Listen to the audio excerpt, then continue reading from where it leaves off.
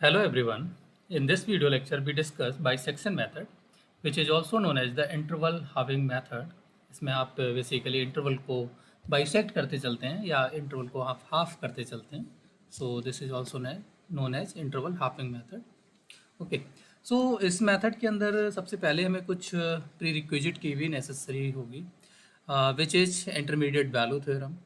Already हमने previous video lecture में जब भी ये डिस्कशन किया था रूट फाइंडिंग मेथड्स की बात कर रहे थे, इटरेटिव मेथड्स वहाँ पर जब हम डिस्कस कर रहे थे ऑलरेडी मैंने वहाँ पर एफ एक्स को कॉन्टिन्यूस बोला है. और बेसिकली वही प्री रिक्विजिट यहाँ पर आपके पास आ रही है कि किसी भी फंक्शन के किसी भी इक्वेशन का मीन्स इक्वेशन आप F X equal to zero लिखते हैं, इट मीन्स वहाँ पर एफ एक्स आपके पास एक फंक्शन इन्वॉल्व है. तो उस फंक्शन का अपना नेचर होगा. उस नेचर में आपके पास सबसे पहली नेसेसरी कंडीशन है F x should be continuous over the specified interval in which we want to find the root. So यहाँ पर हमने यही मेंशन किया if f(x) is continuous on some interval a comma b closed interval and fa into fv is less than 0, product of f at a point and at b point should be less than 0. ठीक है, then we can say that f(x) has at least one real root or an odd number of real roots in that interval, open interval ab. ठीक, exactly ए और we नहीं होगा, open interval के अंदर आपके पास होंगे. Means F A into F we is less than zero. इसको अगर हम ज्योमेट्रिकली थोड़ा सा समझने की कोशिश करें तो समथिंग मैं कुछ यहाँ पर ड्रॉ कर लेता हूँ. सपोज समथिंग मेरे पास इस टाइप से कोई फंक्शन है, यहाँ पर मैंने ए कॉल कर लिया है, इसको मैंने बी कॉल कर लिया है. तो यहाँ पर अगर आप जिसको देखें this is the F A. Just आप ये फिगर भी ले सकते हैं या इसके जस्ट रिवर्स भी आप टेक कर सकते हैं, समथिंग लाइक दैट. ये आपके पास ए हो गया, यहाँ पर आपके पास बी हो गया, तो ये एफ ए आ गया. ठीक है, ये आपके पास एफ बी आ गया. मीन्स एक पॉइंट पर आपको नेगेटिव वैल्यू चाहिए, एक पॉइंट पर आपको पॉजिटिव वैल्यू चाहिए, तो उनका जो प्रोडक्ट होगा वो ऑब्वियसली नेगेटिव आपको मिल जाएगा. तो ऑब्वियस यहाँ पर जो रूट हम डिफाइन करते हैं, हमने पीछे भी देखा रूट का मतलब क्या होता है, function intersects the X axis. तो जिस पॉइंट पर भी इंटरसेक्ट कर रहा है that is the root of your problem. तो ये सबसे पहले हमें इंटरमीडिएट वैल्यू थ्योरम की प्रीरिक्विजिट होगी for bisection method, for regular falsi method also, जिसमें हमें 2 पॉइंट्स इनिशियल गैस की नीड होती है, उनके अंदर ये नेसेसरी है. सीकेंड के अंदर नहीं है, तो सीकेंड में कुछ ड्रॉबैक्स भी आपको नजर आएंगे, तो वो हम टॉपिक के अंदर डिस्कस करेंगे. So without any delay we start bisection method. भाई आपको मैंने यहाँ पर इंटरमीडिएट वैल्यू थ्योरम डिस्कस कर लिए. ओके, सो सबसे पहले बाइसेक्शन अभी जस्ट मैंने बोला जैसा इसका नाम है उसी तरीके से आपको एक इंटरवल जो दे दिया है ए कॉमा बी, इसके अंदर आपको रूट को फाइंड करना है. और आप रूट कैसे फाइंड करते हैं, by bisecting the given interval. So bisection method, पहले तो मैं हेडिंग डाल देता हूँ और इसमें आपको क्या काम करना है. We have a interval, geometrically ही बना ले रहा हूँ. We have a interval A comma B, इसके अंदर जो आपने ए बी अभी ऊपर हमने ये ज्योमेट्रिकली फिगर्स जो दे रखे हैं वो आपको दिया है, इनके अंदर आपका रूट लाई कर रहा है समथिंग समवेयर दिस वन और may be somewhere this one. तो ये आपको यहाँ पे पता करना है. तो ये डेफिनेटली आपका कुछ ए से हो सकता है कि स्लाइटली ए की साइड हो सकता है कि स्लाइटली बी की साइड हो सकता है एग्जैक्टली मिड पॉइंट हो, तो वो आपको फर्स्ट 1-2 इटरेशंस में मिल जाएगा, वो एक अलग केस है. सो हमारे पास इस तरह से ये इंटरवल गिवन है. तो इसको बेसिकली हमें क्या करना है, बाइसेक्ट करना है. इस इंटरवल को बाइसेक्ट करेंगे तो हमारे पास एक मिड पॉइंट यहाँ पर आ जाएगा. तो ये हमारा न्यू इटरेशन हो गया. ये जो न्यू वैल्यू हम यहाँ पर जनरेट कर रहे हैं, जो सॉल्व करके लेके आ रहे हैं मेथड के थ्रू, वो हमारी यहाँ से डिफाइन हो रही है. तो इसका जो फॉर्मूला है बेसिकली वो आपको डिफाइन किया जाता है x n h a plus b upon 2.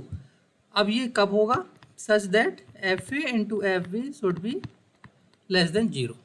आप तभी वही ए एंड बी चूज कर सकते हैं जिनके लिए f a and f b should be less than 0 होनी चाहिए. तो ये तो आपके पास हो गया फॉर्मूला, इसकी हेल्प से हम इसको सॉल्व करेंगे. तो एक क्वेश्चन देखते हैं. और सिंपल एग्जांपल मैंने लिया, find the root of the equation. और सिंपल प्रोसेस है इसका, find the root of the equation. Equation मैंने अभी यहाँ पर एल्जेब्रिक ले ली है, and we all know that polynomials are everywhere continuous. So यहाँ पर ये कॉन्टिन्यूटी हमें चेक करने की जरूरत नहीं पड़ेगी, ऑलरेडी हमने यहाँ पर इसको कंसीडर किया इन द इंटरवल ये आपको या तो प्रॉब्लम में गिवन होगा या फिर आप गैस कर सकते हैं कि किस इंटरवल के अंदर आपको निकालना चाहिए। तो ये आप कुछ यहाँ पर पुट करेंगे, 0 पुट करेंगे तो आपको -10 मिल जाएगा, 1 पुट करेंगे, 2 पुट करेंगे, इस तरह से कुछ आपको एक गैस मिल जाएगा कि आपके पास ये किन पॉइंट्स के बीच में आपका रूट लाई कर सकता है। सो वहाँ से एक पॉजिटिव और नेगेटिव वैल्यू मिल जाएगी इन द इंटरवल। यहाँ पर मैंने कंसिडर किया है 1.5 एंड 2। तो 1.5 एंड 2 के बीच में ये आपको फाइंड करना है। सो सबसे पहले सोल्यूशन प्रोसेस में क्या कैसे हम इसको पूरा लिखेंगे, पूरा बेसिकली कुछ करना तो नहीं है, केवल सोल्यूशन प्रोसेस आपको लिखा कैसे जाना है वो बेसिक आपका मेन मोटिव है। तो उसी को हम यहाँ पर सीखने वाले हैं। तो सबसे पहले गिवन इंटरवल जो आपके पास होता है उसको आप ए कॉल कर लेंगे, बी कॉल कर लेंगे।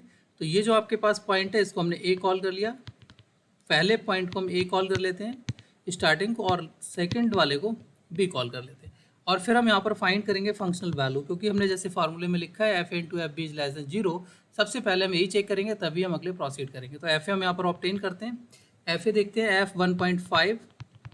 मैंने ये वैल्यूज कंप्यूट कर रखी हैं सो दैट कि मेरे पास टाइम कम से कम कंज्यूम हो। आप इसको कैलकुलेटर की हेल्प से, साइंटिफिक कैलकुलेटर, आपके पास बहुत सारे साइंटिफिक कैलकुलेटर मार्केट में अवेलेबल है। आप कैसियो 991 MS, 82 MS या जो भी आपको सुटेबल लगता है 102 MS, उनको आप परचेज कर सकते हैं। बट अगर बेटर एक्यूरेसी और अच्छे से आप परफॉर्मेंस चाहते हैं देन 991 MS आपको परचेज करना चाहिए, जो काफ़ी आपको अच्छा रिस्पांस देगा। और स्पेशली जिन लोगों को भी ये कॉम्पिटिटिव एग्ज़ाम्स को अगर हम छोड़ दिया जाए, यूनिवर्सिटी एग्ज़ाम्स की बात करें तो ये इस पेपर के अंदर आपको साइंटिफिक कैलकुलेटर्स आर अलॉट। किसी भी यूनिवर्सिटी, किसी भी इंस्टीट्यूट के अंदर आप न्यूमेरिकल मेथड्स के पेपर के लिए आपको, चाहे इंजीनियरिंग का हो, चाहे आप ग्रेजुएशन के अंदर हो, चाहे मास्टर्स के अंदर हो, आपको अलाउ किया जाएगा। ओके, सो यहाँ पर हम इसमें x to the power 4 1.5 to the power 4 करेंगे, वो वैल्यू में मिल जाएगी। -1.5 करेंगे, -10 करेंगे, तो टोटल यहाँ पर जो रिजल्ट आ रहा है वो मैं यहाँ पर नोट डाउन कर रहा हूँ, which is -6.4375 which is negative. इसी तरीके से हम एफ वी निकालते हैं, f we is f of 2 which is basically 4 which is greater than 0। Now we check that f A into f b, f A into f b which is less than 0। अब जब हम ये claim कर लेते हैं f into f b is less than 0, तब हम बोलते हैं कि the root lies between A and b. तो यहाँ पर आप ऐसे ही इसको लिखते चले जाएंगे, root lies between A and B. A आपके पास 1.5 है एंड बी है आपका 2। तो आप यहाँ से आप फर्स्ट इटरेशन स्टार्ट कर सकते हैं। फर्स्ट इटरेशन आपको x1 मिलेगा which is a plus b by 2 मिलेगा। तो आपके पास 1.5 है प्लस 2/2, इट मीन्स 1.75। ये आपके पास वैल्यू आ गई, आपका न्यू वैल्यू आ गया है 1.75। अब देखिए f a and f b आपने ऑलरेडी सॉल्व किया हुआ है, नेगेटिव एंड पॉजिटिव आपके पास अवेलेबल है। तो इंस्टेंटली जैसे आपने x1 ऑब्टेन किया, जो भी इटरेटिव वैल्यू आपने ऑब्टेन की है उस पर आप फंक्शनल वैल्यू ऑब्टेन कर लें। तो हम यहाँ पर ऑब्टेन कर लेते हैं f 1.75 which is basically -2.3710 which is negative. अब ऊपर देखिए यहाँ पर हमारे पास a पर 1.5 पर नेगेटिव आ रहा था, ठीक है, b मीन्स 2 पर पॉजिटिव आ रहा है, 1.75 पर नेगेटिव आ गया। तो इसको कैसे हम बाइफरकेट करेंगे, कैसे बनाएंगे, वो सब चीज़ें आप देख लीजिए। This is your given interval. यहाँ पर आपके पास था 1.5, यहाँ पर आपके पास 2 था, और आपने जो न्यू वैल्यू निकाली दिस इज़ द 1.75। यहाँ पर आपको कितनी वैल्यू मिल रही थी, this is the less than 0। ऐसे ही आप मार्क कर लेना, this is also less than 0, this is greater than 0। तो जो भी नेबरिंग आपके पास होते हैं आप उनको टेक करेंगे, ठीक है। नेबरिंग मतलब ये आपकी मैक्सिमम डिस्टेंस पर हो गया लेस देन 0, यहाँ पर आपको क्लोजर टू +1, यहाँ पर पॉजिटिव के साथ आपको क्लोजर में मिल रहा है ये। तो 1.75 एंड 2 आप यहाँ पर टेक करेंगे फॉर द नेक्स्ट इटरेशन। तो सेम आपको लेफ्ट टू राइट ही मूव करके जाना है। ए आप किसको बना लेंगे 1.75 को, और बी किससे बना लेंगे 2 को। तो यहाँ पर आप मेंशन भी कर दीजिए now f 1.75 into f2 is less than 0। Already आपके साइन यहाँ पर मार्क कर रखे हैं, तो आप देख सकते हैं वहाँ से, यहाँ से आप क्लेम कर सकते हैं रूट लाइज बिटवीन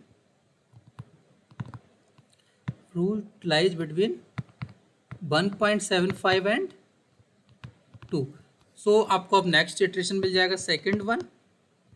सेकेंड में आपको x2 मिलेगा which is again same way a plus b by 2 and now our new a is 1.75 but b is retained as 2, so this value is 1.875.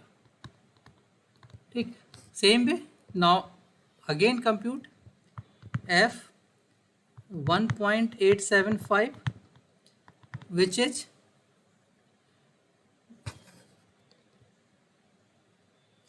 0.4846 0.4846 which is greater than 0।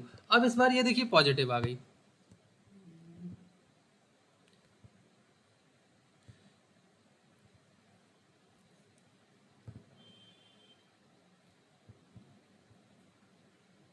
Actually एक और question मैं solve कराऊंगा, उसके लिए ये कुछ table मैंने बना कर रखा है ऑलरेडी, सो वो आपको अटैच करना है लास्ट में। ओके, सो ये आपके पास, अब आप यहाँ से कैसे कंसिडरेशन लेंगे। अब देखिए मैं ये 1.5 तो हमारा एक्सक्लूड हो चुका था, अब हमारे पास है 1.75। अब 1.75 लेंगे एंड 2 लेंगे और उसके बीच में आपको मिल रहा था 1.875। अब साइन यहाँ पर पॉजिटिव है, यहाँ पॉजिटिव था, यहाँ आपने ऑलरेडी नेगेटिव देखा हुआ। तो अब आपको कंसिडरेशन में क्या चाहिए, दीज आर टू। ठीक है, सो f 1.75 f 1.85 ये आपको लिखने की भी ज़रूरत नहीं पड़ेगी। अगर आप इस तरह से ये डायग्राम बना के चलते हैं तो आपको ऑब्वियस चीज़ें यहाँ पर मिल जाएंगी, but due to the procedure आप इसको लिख दीजिए तो ज़्यादा बेटर है। Hence root lies between 1.75 and 1.875। So आप नेक्स्ट थर्ड इटरेशन डिफाइन कर सकते हैं, third iteration, and this one defines the x3। So x3 is nothing but a plus b by 2 और now this is your a, this is your b। So 1.75 plus 1.875 upon 2 which is 1.812। मैं इसको यहीं पर skip कर दे रहा हूँ। I hope आपको procedure मिल गया है। एक मैं और एग्जांपल करा रहा हूँ। देखिए अभी हमने सिर्फ ट्रांसीडेंटल इक्वेशंस को सॉल्व नहीं किया, अभी हमने सिर्फ इसमें आपको एक पॉलिनॉमियल इक्वेशन दी है। तो मैं चाहता हूँ कि आपको एक ट्रांसीडेंटल कैसे सॉल्व करनी है वो भी आपको थोड़ा सा बता दूँ, और उसके फिर मैंने एक टेबल भी आपको यहाँ पर, जो अभी मैं यहाँ पर शिफ्ट कर रहा था, वो टेबल भी आपको विजुलाइज कर देता हूँ जो आपको काफ़ी हेल्पफुल रहेगी।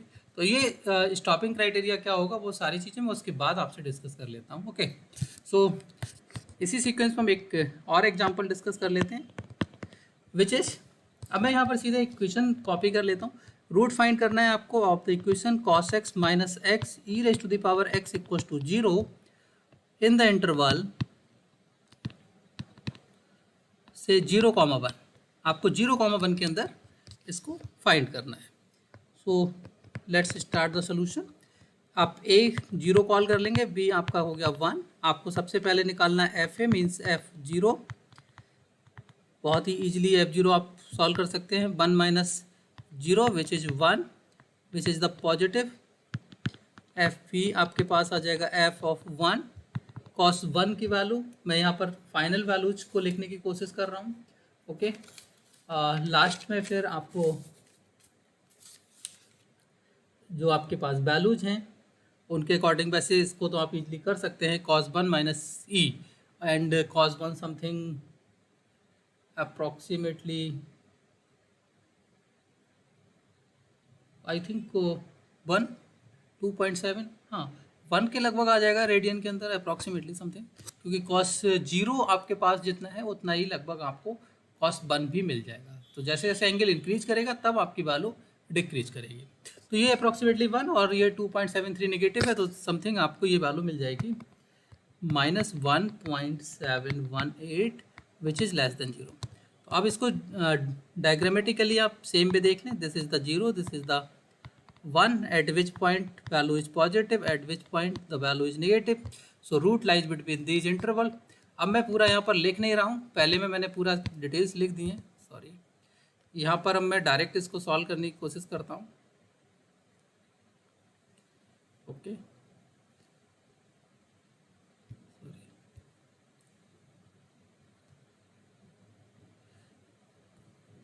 ओके, सो फर्स्ट इटरेशन में डायरेक्ट यहाँ पर सॉल्व कर देता हूँ। आपको x1 कितना मिलेगा, 0 + 1/2 विच इज 0.5। अब आप सबसे पहले निकालेंगे f 0.5 और इस पर आपको वैल्यू मिल रही है 1.755, sorry 0.1755, 0.1755 which is again positive. तो यहाँ पर ये डायग्रामेटिकली मैं आपको बना के देता हूँ। ये 0 था, ये आपका 1 था, यहाँ पर आपने निकाला है 0.5, इस पर आपको वैल्यू पॉजिटिव मिल रही है, इस पर आपको नेगेटिव मिली थी, यहाँ पर वैल्यू पॉजिटिव मिली थी। So now the interval of consideration is this one is your A, this one is your B. Hence, for the second iteration we can define x2। मैंने प्रीवियस एग्जांपल में जिस तरह से language लिखी है आप वो लैंग्वेज लिख के कर सकते हैं, डायग्रामेटिकली कर सकते हैं, और अभी मैं टेबल आपको दिखा रहा हूँ, आप उस टेबल के थ्रू भी पूरे क्वेश्चन को सॉल्व कर सकते हैं।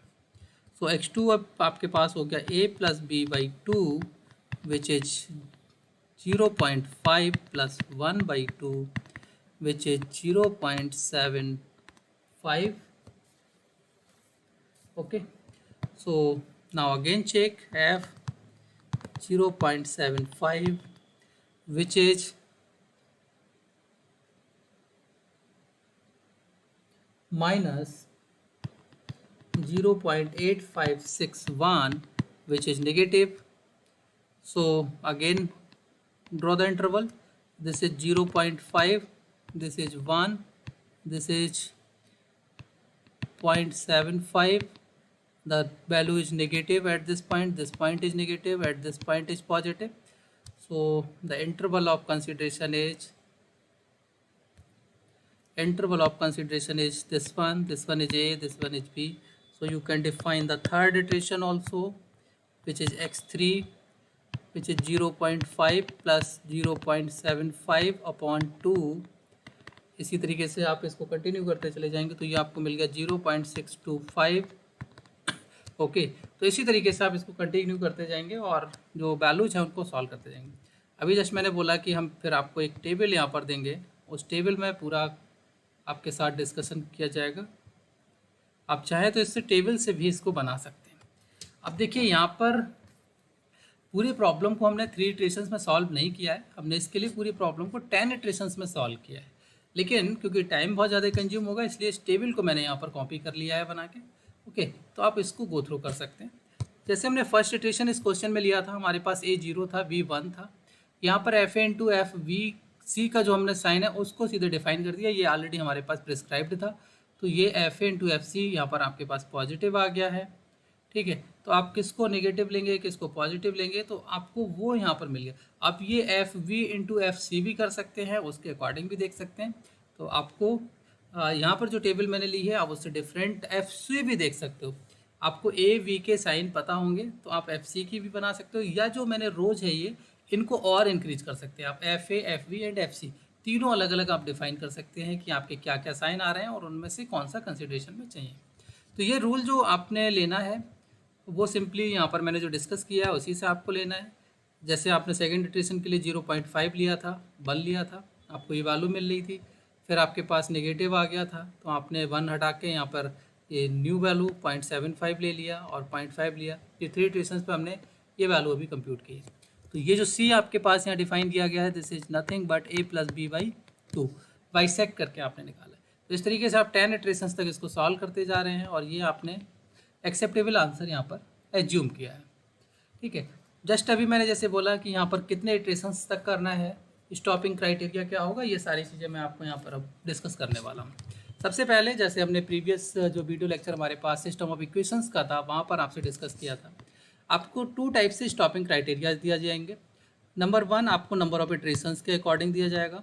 आपको हो सकता है नंबर ऑफ इटरेशंस आपकी प्रॉब्लम में आपसे बोला जाए कि solve up to these iterations, तो आप उन इटरेशंस तक सॉल्व करेंगे। फिर यहाँ पर एक्यूरेसी क्या आ रही है उसको आपको कंसीडर नहीं करना है। ठीक है, एंड नंबर 2 आपको हो सकता है कि वो डिजायर्ड एक्यूरेसी आपसे पूछ लें। जैसे यहाँ पर आप नोटिस कर रहे होंगे this is correct up to 2 decimal places, तो आपसे वो आपकी एक्यूरेसी के अकॉर्डिंग पूछ सकते हैं। तो आपको उन दोनों चीज़ों को ध्यान रखना है कि आपको नंबर ऑफ इटरेशंस दिए गए हैं, तो आप उसमें जितने भी उन्होंने आपको बोला है उस पर्टिकुलर न्यूमेरिकल स्कीम के उतने इटरेशंस आप परफॉर्म कर देंगे, आपका क्वेश्चन कंप्लीट हो जाएगा। एक्यूरेसी अगर दी है तो एक्यूरेसी के लिए हमने आपको जस्ट पहले ही भी बताया था, आप xn+1 माइनस xn ऑब्टेन करेंगे और उस एक्यूरेसी को लेस देन एप्सिलॉन, जो भी आपको डिजायर्ड एक्यूरेसी दी गई है उस एक्यूरेसी के अकॉर्डिंग आप डिसाइड कर लेंगे। एप्सिलॉन हमने प्रीवियस वीडियो में भी डिफाइन किया, आप वहाँ से ले सकते हो, ठीक है। This is 0.5 × 10⁻⁻⁻n where n is the number of decimal places, तो वहाँ से आप इसको डिफाइन कर सकते हो। ओके, तो वो आपके पास हो गया। अब हमें बेसिकली हर एक न्यूमेरिकल स्कीम में रेट ऑफ कन्वर्जेंस डिफाइन करना है, जो हमारी रूट फाइंडिंग मेथड्स हैं उनके लिए। अगर किसी को कोई भी डाउट हो तो प्लीज़ आप लोग विदाउट एनी हेजिटेशन राइट अस कमेंट, और आप मुझे जो मैंने आपको टेलीग्राम ग्रुप दिया है, आप टेलीग्राम ग्रुप पे भी लिख सकते हो, मेल पे भी पर्सनली लिख सकते हो। सो आपके पास बहुत सारे प्लेटफॉर्म्स हैं, कोई भी क्वेश्चन रेज करने के लिए आप डायरेक्टली कर सकते हैं कमेंट्स के अंदर, और आप इन मीडियम्स के थ्रू भी क्वेश्चंस अपने रेज कर सकते हो। ओके, सो हमें यहाँ पर रेट ऑफ कन्वर्जेंस भी डिस्कस करना है। तो हर एक मेथड का अपना रेट ऑफ कन्वर्जेंस होता है, कुछ उनके ड्रॉबैक्स हैं, कुछ उनके एडवांटेज हैं। तो इसको मैं लगे हाँ तो in short with in 5 to 10 minutes इसको डिस्कस कर लेते हैं। सो यहाँ पर है rate of convergence of bisection method. Next point, rate of convergence of bisection method. Basically this method is linear. Bisection method is linear. Linear means ये आपका linearly converge करता चलेगा। लीनियर सबसे स्मॉलेस्ट आपकी डिग्री होती है, फिर आप क्वाड्रेटिक लेते हैं, फिर क्यूबिक लेते हैं, बाई क्वाड्रेटिक, इस तरह से आप जैसे डिग्री की बात करते हैं सेम यहाँ पर भी ये एक टाइप से आप डिग्री कह सकते हैं। अब ये लीनियर कैसे होती है? सो आप एरर आपने डिफाइन की, हमने स्टार्टिंग लेक्चर्स में ही एरर डिफाइन की है। So error at nth iteration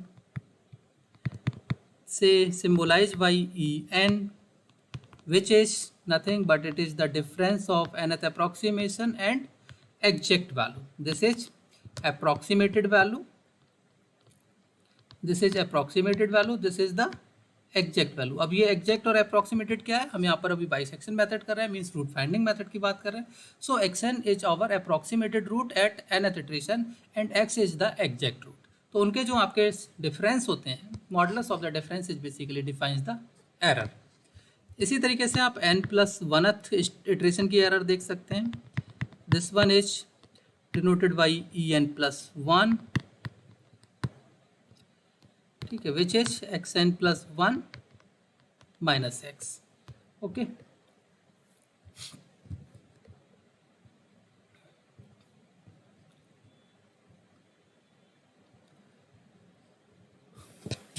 okay, so अब ये जो एरर्स हैं आपके पास, इनको जरा थोड़ा सा सिंप्लीफाई करने की कोशिश कर लेते हैं।